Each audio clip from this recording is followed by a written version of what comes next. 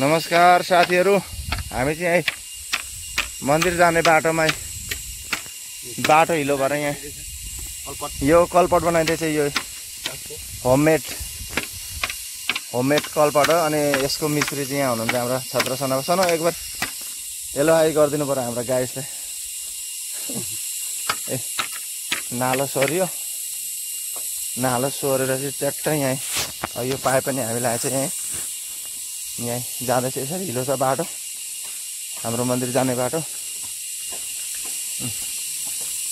यहाँ बडाउ हुँदैछ है। हेलो बडाउ ल हाम्रो साथीहरूलाई अरू पनि यसरी आएर सोसौला गरिदिने भन्नेला भयो नि त।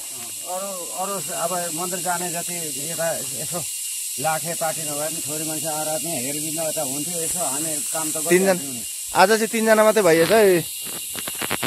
ल हामीहरू देशी जुगाडको कलपट पनि बनाएर पानी जान थाल्यो। यसरी सबैले यो भालु बाँसको फुटाएर भित्रको आँखा मजाले निकालेर बनाउनु होला,